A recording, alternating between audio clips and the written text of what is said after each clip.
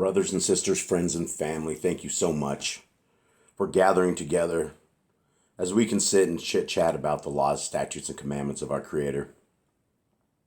My voice is a little raspy today. Life in the jungle gets a little bit wild, so it sounds like I've been living on about 8 packs of cigarettes a day for the last 15 years, and that is absolutely not true.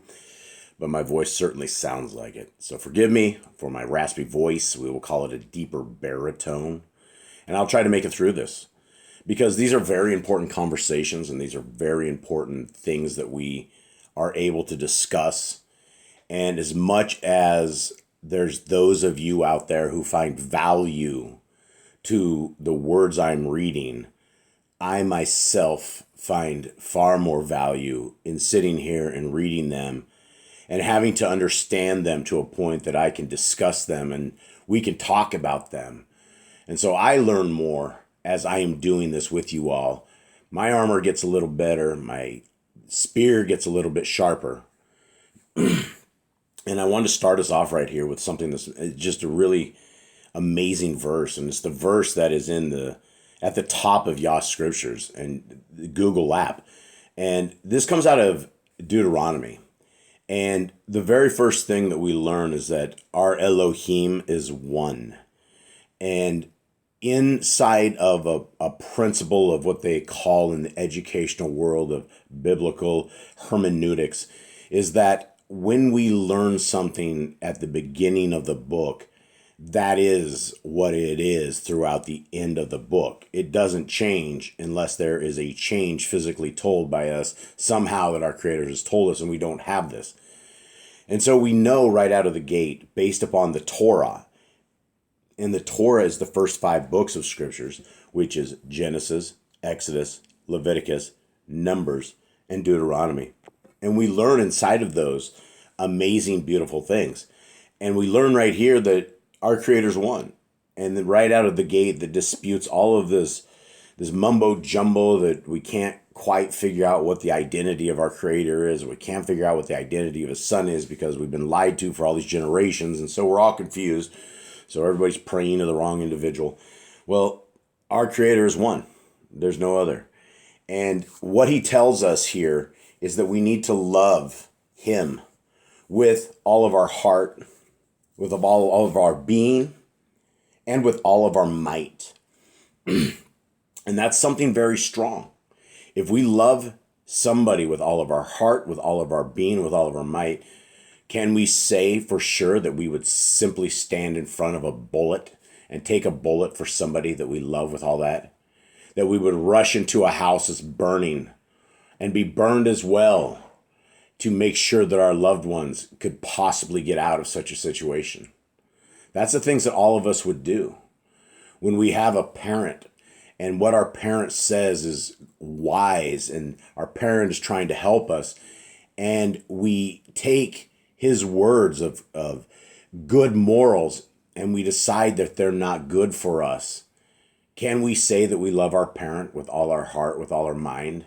Can we say that we love anything with all our heart, with all our mind, if we don't obey the ways that they tell us to go?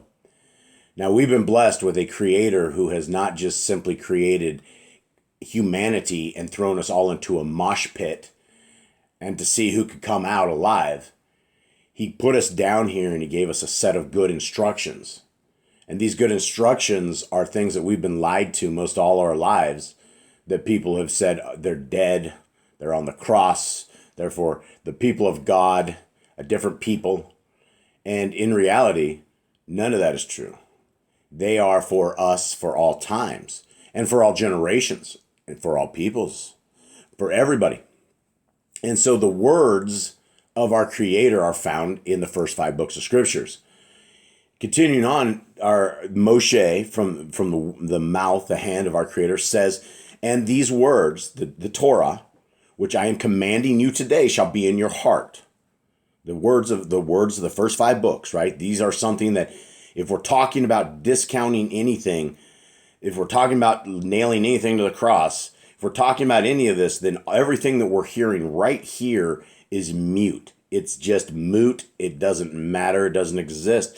But It does. And these are very important words, because these words which I am commanding you today shall be in your heart, and you shall impress them upon your children, and shall speak of them when you sit in your house, and when you walk by the way, and when you lie down, and when you rise up, and shall bind them as a sign on your hand, and they shall be as frontlets between your eyes, and you shall write them on the doorposts of your house and on your gates. What are we talking about, folks? We're talking about these laws right here. These laws, statutes, and commands that our Creator has given to us that are great, that are wonderful, that are the greatest things ever, and we've abandoned them. But when we come back to them, when we see the power of these Torah commands, when we wrap them into our hearts, minds, and souls, when we put them as frontlets between our eyes, then we are looking to the kingdom. And again, the lies have come that, oh, these laws are bondage. This is so hard to keep. We can't keep these. Nobody can keep the laws. If we break one, we break them all, so we just shouldn't even try. That is the actual things the Christians will say. They say this because we were all programmed, right? We were completely programmed. And when you get out of what can only be called, when you look back at it, some sort of a cult that is believing something that doesn't exist if you want to weigh it according to the scriptures. The scriptures from the first page to the end of the page are all about obedience. It's all about our Creator saying, I have created you. I have made you in a beautiful fashion. I have fashioned a beautiful brain on you, and little phalanges you can move around and articulate and move your feet and walk and balance and not just fall to the ground. I have made you in such a fashion, and I'm going to give you a design guide and a technical manual. And I'm going to call it the Torah. And I'm going to say, if you will walk in this Torah, if you will walk in this, you will be my child, and I will be your Elohim. And so when we are understanding that this is a covenant path, that there isn't just a set of guidelines, but there is a promise that our Creator has said that He will take care of us and that He will walk with us, and that this life is temporary. And for those of us in Torah, a lot of us, we're not fighting for life. A lot of us, when it's over, it's over. We don't care, because we understand what eternity is going to be like and what eternity is compared to these lands that we are being tested in right now. Right before you guys, you're looking at I'm still saying, the greatest English translation of scriptures that has been produced, and produced at a very, very low price. And the low price is even so low that we are able to give one full scriptures into our brothers and sisters in chains when you guys get a Yah Scriptures. This is a large book, guys. 6.5 pounds is roughly what we're looking at on its weight. It is a big, bulky Bible. It is large print for those of you with vision problems, or those of you who really want to read scriptures. And it is a wonderful, wonderful read. It is simply amazing, and it has the name of our Creator, that instead of the pagan name God, which has been thrown in there for generations, which is just a surtitle. It also has the name of the Son of the Most High. And His name is Yahushua. And there were no J's in Hebrew. There was no J sound. And so the name of our Creator's Son was not that. And so, guys, we are going to be going into Yah Scriptures right now, and we are going to be reading the wonderful words of our Messiah, of our salvation, of our Word made flesh. And it's a beautiful thing. When you hear the things of hope that our Messiah says, it's great. When we hear the lines that we should be walking closer when it comes to Torah, about loving people more, about forgiving more, about a lot of things. This is what we get out of our Messiah. And so it is amazing. Let's begin. Chapter 10, verse 43. One of the 12 said, Adonai, you are truly our deliverance, our hope, and our Kai, which is life. Yahushua said, many will flock to my cause, but few will be chosen to serve. Many will follow my way, but turn aside at the obstacles. For if any man believes but fails to put his belief into practice, it will be profitless to him. Let's talk about this. There's so much meat into this. We hear this, and we've heard this over and over and over. Many will come, few will be chosen to serve. Many will follow my way, but turn aside at the obstacles. This is not the first time or the second time or the third time, guys. We're hearing this over and over and over. We hear it in Matthew, Mark, Luke, and John. We understand that there's a gate. We all make it through the gate, but the path is very, very narrow. And the destruction is all around us. It's on all sides, and most don't make it. Why is this the theme that most don't make the kingdom? Because if you look at religion, if you look at the Catholics alone, everybody thinks they found salvation. There's billions of Catholics, right? There's billions of so-called Christians. There's tremendous amounts of everybody, and they've all figured it out. Every single one of them have it figured out. Okay, well, the problem is that Messiah kept the commandments. He told us to keep the commandments, and then he says here that if any man believes but fails to put his belief into practice, it will be profitless to him. This is a call to the Torah. This is a call to the Torah walk, right? The same thing James says, right? You can show me, I have faith. Everyone has faith, right? Well, let's see your faith by your works. Let's see this Torah not just live in your life, but let's see the Torah shine from you. We're called to shine a light. The only way that we are ever a light is when we find the Torah, when we find the way forward, when we find our Messiah. It's a huge combo platter that we got to have. And it's not you can't just have the French fries. You have the Christians and they have Jesus and he's just the French fries, but you're missing the rest of the combo. You can't have the combo meal we need a Levitical priesthood. We needed a sacrifice. We needed something to replace a Levitical priesthood where man couldn't compete with the authority of the Creator and the perfection of his Son. We didn't need a man who had to slaughter a animal to clean himself just to clean the people. We needed our Messiah. And now we have the Torah and we have our Messiah. But when Messiah says that if you're not keeping the Torah, depart from me, beat it, get lost, skip. All of this, nobody seems to get it. These are all, I'm not speaking anything that's not outside of what the Christians believe. They're supposed to believe Matthew through, Revelations is their stuff, and the Old Testament is that. It's the archaic stuff. Okay. And in fact, I don't know even who called it the Old Testament and New Testament. It's ridiculous. It's all the exact same book. So it's got to be some deception out there as well. Continuing on to the middle of this.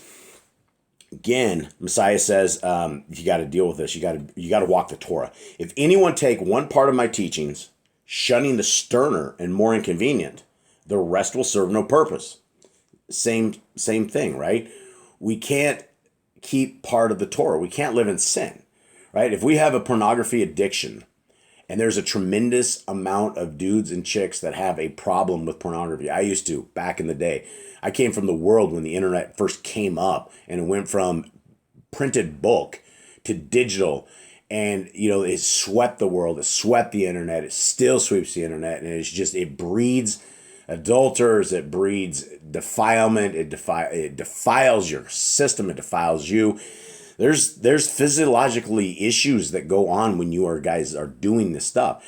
And so we can't live in adultery as we are trying to walk the rest of it. We need to come out of it. We need to repent from this and understand that we're doing adultery is a huge, huge thing in the eyes of our Creator. It's absolutely huge.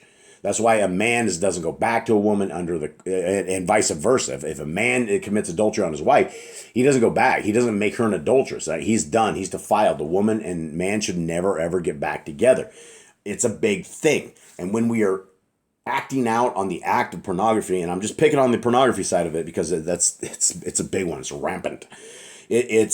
we're making the people in the videos and the print, we're making them even more adulterers, that they will have more issues on Judgment Day, and it'll be the same for you. You're making your wives, or they're becoming adulterers as well. Continuing on, for it is in the nature of men to accept the easy path and turn aside from the harder one. But there is something in each which tells him this is wrong. Everyone has a spark within which, fanned by the wind of dedication, will kindle the flame of glory. This is kind of an answer of why do some people get it and some people will never, ever, ever get it.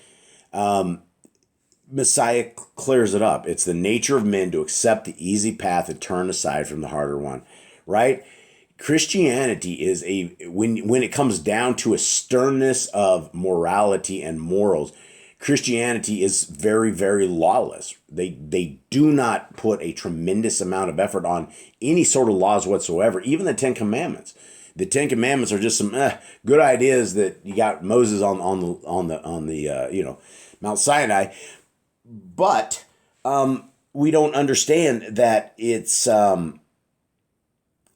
just a part of the rest of the commandments. The Ten Commandments is just wrapped up, and it's not like there's only 10. It's like there's laws throughout the first 5 books, and it's almost ignorant that when people think there's only 10 commandments, they've never read the scriptures, and you will have these people that are so ignorant in the false doctrine, they laugh when you nicely and simply try to explain to them that the laws of our Creator are good. I don't have any other words except a religion is some sort of a cult. It is mind control, and it is, as Messiah says, it's easy to accept the path and turn aside from the harder one.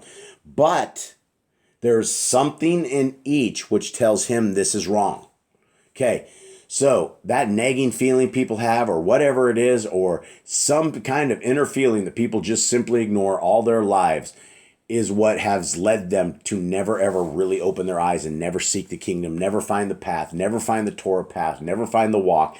They found the Jesus, and the Jesus saves everybody, and Jesus wants to save you, he wants to save me, and that's the way it is. And then we're going to be raptured. You don't have to go through any tribulation. It's just like a 7 years of this and that. And we're it's like they read all these things as prophecy when they don't even read the entire scripture. So they don't even know what they're actually reading. It's madness. So we know that everybody has something inside of them that tells them they need to start going this way. And how? How does it go? Well, everyone has a spark within which, fanned by the wind of dedication, will kindle the flame of glory. What is the wind of dedication? Well, you got to pick up your scriptures, right? You're not going to get this. I mean, it's hard. You have all of these YouTube channels, and most of them are deceivers. Even the people in the Torah-based community, they're all a bunch of greedy saps that sit there and turn on their monetization and just rip and strip every last dime out of every one of the people watching. And imagine this, guys, that I am so greedy that I would want to send you guys the ads that come up, the nudity, the sickness, the girls with no clothes on shaking their rears. That's the kind of stuff that I'm sitting there just trying to wander through YouTube, and this is the stuff I am seeing. And I would be, I wouldn't know what to do with my soul if I turned ads on, which we have monetization, but we don't turn ads on. We have monetization. The only reason we turned monetization on was so we could put some t-shirts that had the name of Yah on our channel, which to this day, we've never, ever sold a single t-shirt from this. But we turned it on just so that if ever anybody wanted to walk around with the name of Yah on their clothing, they had the opportunity to grab it there. So other than that, it's crazy. Let's continue on. I don't mean to get in the weeds, guys. Here we are. 45. One of the 12 said, "Shall we confine our mission to the Yahudim?" Yahushua replied, "Enlightenment is the inheritance of all men. Carry the message to all the 70 nations of the earth." This is huge, right? This is our Messiah talking about the message. Now, what is the message? Well, the message is there's a way forward. This is the same message that I would like to give all of you guys today. Genesis, Exodus, Leviticus, Numbers, and Deuteronomy is literally the guidepost, the guide stone, the bricks, the cable guide system that will never ever fail you. That is the basis of everything that we have and everything that when the kingdom comes, we will know. We will be keeping Shabbats in the kingdom. We will be keeping the appointed times. We'll be keeping all of the festivals. We'll be doing this, and we'll be doing it with joy. It's going to be a big party. All of these appointed times that nobody's keeping right now, this stuff is all going to happen in the kingdom to come. So the message is that the Torah is the way forward. Our Messiah is the new school priest. He's our way forward. It is by our understanding that he is the Son of the Most High, that he came and that he was our sacrificial lamb. He is now our Levitical priesthood, our Melchizedek priest, the perfect priest.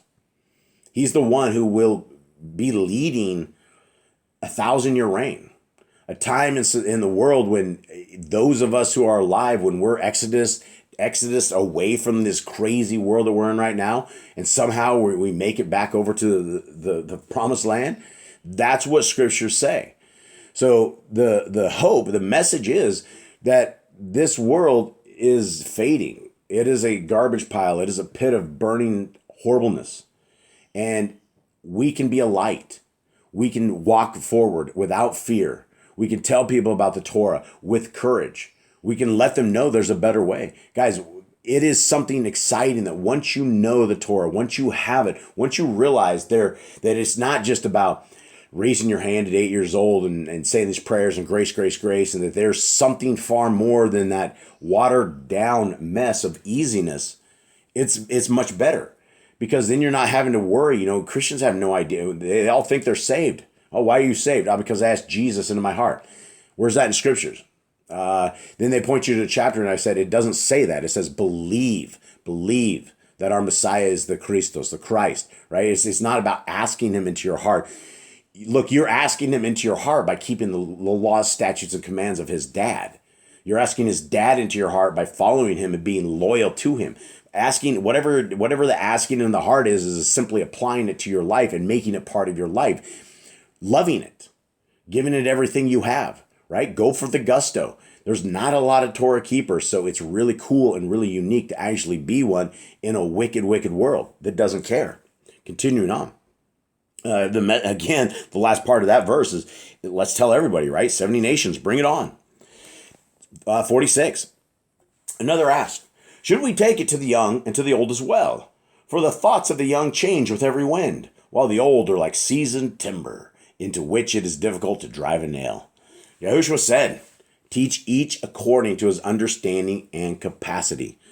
And yes, that is it, right? That is why our Messiah talked in parables, why we've been schooled in parables. We understand that we can tell people, and we understand that sometimes seed is thrown upon rocky ground and it can't take root. Sometimes the sun burns it up, but sometimes one of these seeds hits the ground and it goes. But we're not the ones to judge where it's going to go, who it's going to do. Back to that other verse where it talks about that little inner being that says, hey, we're going the wrong way, or we shouldn't be doing this, or something. That little conscience that our Messiah says that all of us have, that's what we're trying to plant that seed for, because there could be something in the people's lives. It could be a tragedy. It could be a horrible, horrible thing. And they think back to like, why? And then they just, the winds of despair hit them, and then the thought process hits, and they're like, wow, you know what? Let's look into this. Let's start reading scriptures and see what it says. So we're to take it.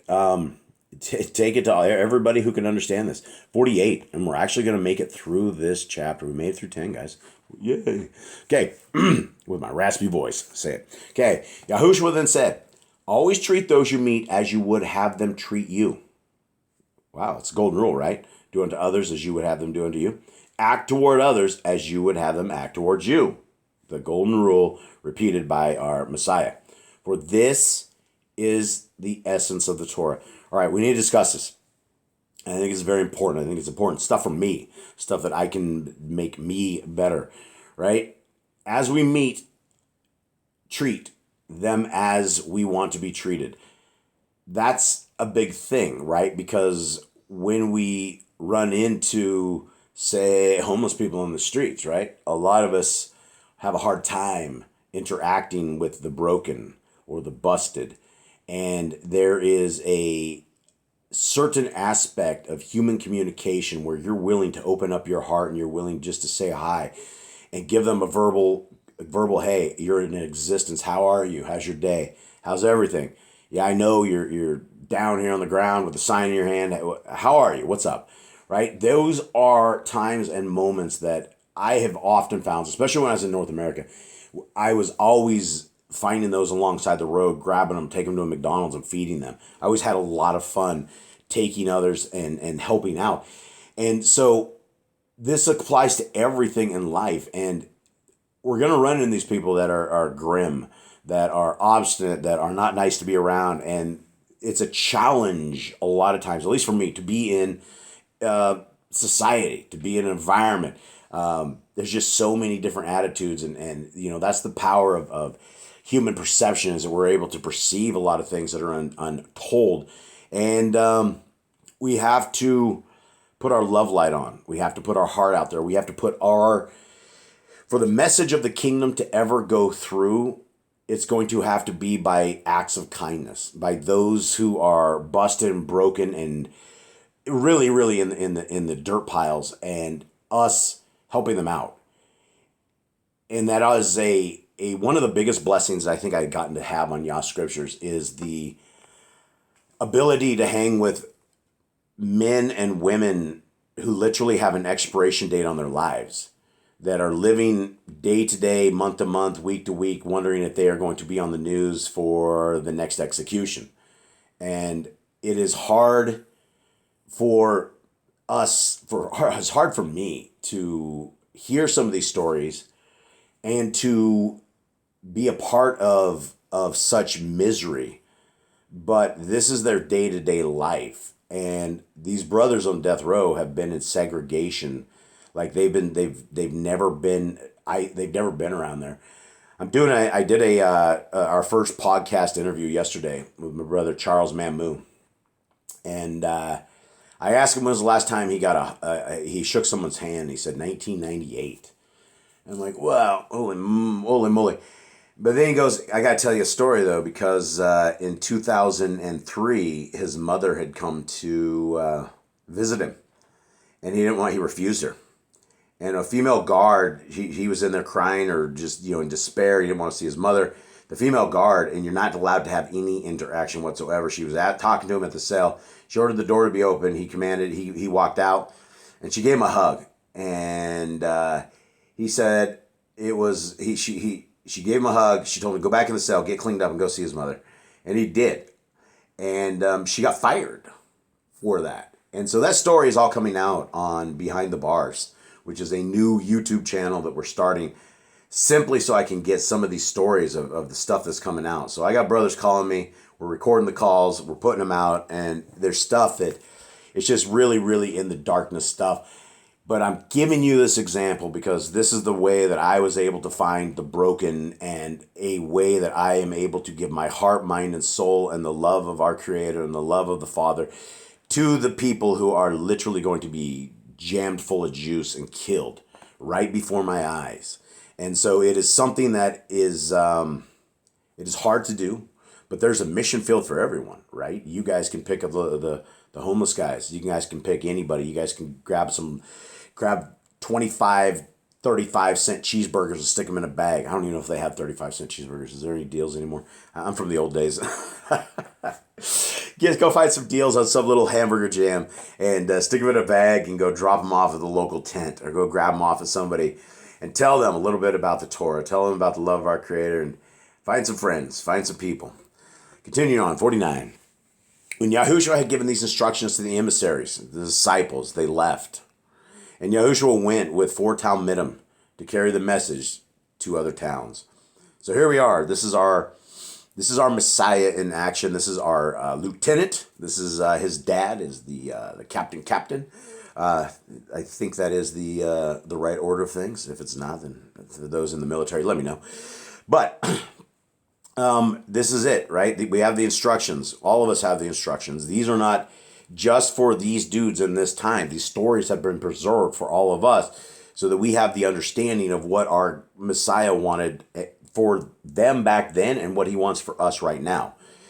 The kingdom of our Creator is going to be heralded by a lot of us out here screaming that it's coming, screaming that there's a new way, screaming that there's a Torah, that there's a beautiful way that our Creator has given us that we can go and we can seek him and seek his son. And so, guys, with that, I hope you guys have a wonderful day. I hope you guys got something out of this. Sorry for being long-winded. Much love to y'all. I'm out.